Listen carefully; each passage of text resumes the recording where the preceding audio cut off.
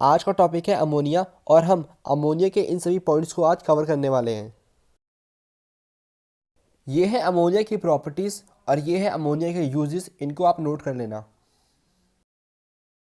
अगर हम बात करें रॉ मटेरियल की तो हमको नाइट्रोजन और हाइड्रोजन गैस चाहिए होती है और ये है अमोनिया प्रोडक्शन की केमिकल रिएक्शन, इसको आप नोट कर लेना। सबसे पहले हम डायग्राम को समझेंगे, उसके बाद हर एक पॉइंट को हम नोट करेंगे। चलिए शुरू करते हैं। तो ये है अमोनिया प्रोसेस का फ्लो सी डायग्राम। पहले हम डायग्राम के द्वारा समझेंगे, उसके बाद हर एक स्टेप को लिखना कैसे है मैं वो भी आपके साथ शेयर करूंगा। ठीक है, तो हम क्या बना रहे हैं, हम बना रहे हैं प्यूरिफाइड अमोनिया सिंथेटिक गैस। ठीक है, तो चलिए शुरू करते हैं। स्टेप 1, सबसे पहले 1 मोल नाइट्रोजन और 3 मोल हाइड्रोजन को कंप्रेसर के द्वारा कंप्रेस करके ऑयल फिल्टर में भेजते हैं। चलिए अब इसको नोट कर लेते हैं।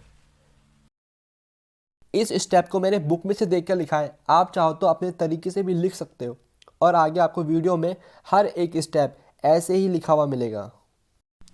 स्टेप 2, नाइट्रोजन और हाइड्रोजन गैस में ऑयल प्रॉपर्टीज़ पाई जाती है। तो हम क्या करते हैं, ऑयल प्रॉपर्टीज़ को रिमूव करने के लिए अपनी गैस को ऑयल फिल्टर में भेजते हैं। यहाँ पर क्या होता है, हमारी गैस में से ऑयल प्रॉपर्टीज़ रिमूव हो जाती है। चलिए आप इस स्टेप को नोट कर लेते हैं।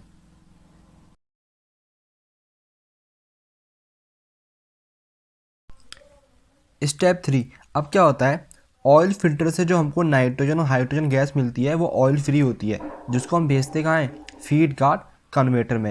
यहाँ पर टेम्परेचर बहुत हाई होता है, यहाँ पर CO और CO2 गैस CH4 में बदल जाती है। ठीक है, और यहाँ पर क्या होता है, जो नाइट्रोजन और हाइड्रोजन में आर्गन गैस होती है वो यहाँ से रिमूव हो जाती है। चलिए अब इसको नोट कर लेते हैं।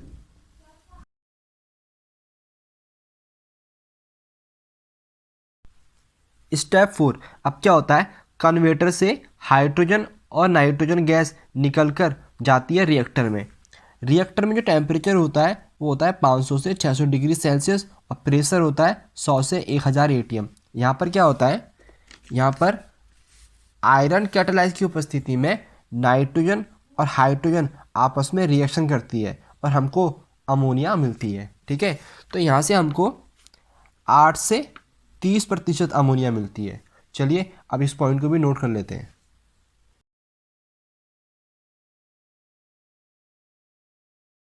स्टेप 5, अब जो हमको यहाँ से अमोनिया मिलती है वो गैस की फॉर्म में होती है, तो उस अमोनिया को लिक्विड में बदलने के लिए हम अपनी गैस अमोनिया को वाटर चिलर में भेजते हैं। यहाँ पर क्या होता है, ऊपर से कूल वाटर की सप्लाई करते हैं। अब यहाँ पर क्या होता है, यहाँ से लगभग 70% जो अमोनिया है वो लिक्विड में बदल जाती है, लेकिन अब भी 30% अमोनिया गैस की फॉर्म में रहती है। तो यहाँ से गैस और लिक्विड अमोनिया का जो मिक्सचर होता है वो पहुँचता है सेपरेटर में। चलिए आप इस पॉइंट को नोट कर लेते हैं।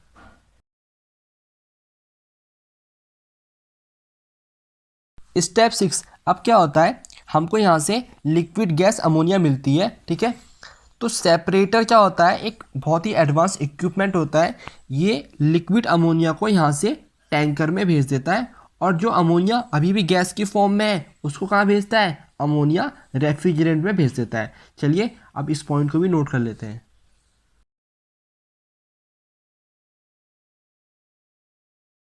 स्टेप 7, अब क्या होता है, सेपरेटर से जो अमोनिया गैस के फॉर्म में मिलती है उसको भेजते हैं हम अमोनिया रेफ्रिजरेंट में।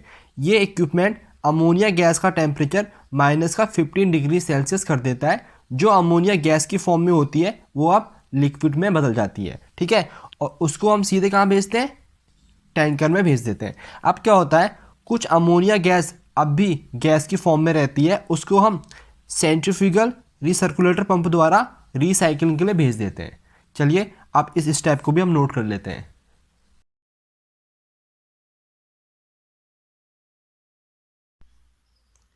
अब जो हमको अमोनिया मिलती है वो होती है लिक्विड की फॉर्म में, उसकी मात्रा होती है 8 से 30%।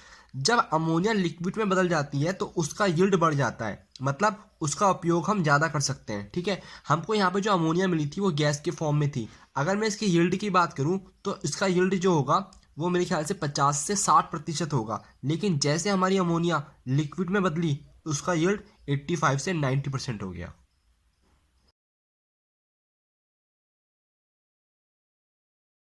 मेजर प्रॉब्लम्स की वीडियो का लिंक आपको डिस्क्रिप्शन में मिल जाएगा, आप जाके वहाँ से वीडियो देख सकते हो। और इसी के साथ आज की वीडियो यहीं पर ख़त्म होती है। उम्मीद करता हूँ वीडियो आपको अच्छी लगी होगी, तो प्लीज़ वीडियो को लाइक कर दो और ऐसी वीडियो नोट्स के लिए आप चैनल को सब्सक्राइब कर दो। मिलता हूँ आपसे नेक्स्ट वीडियो में, तब तक के लिए गुड बाय।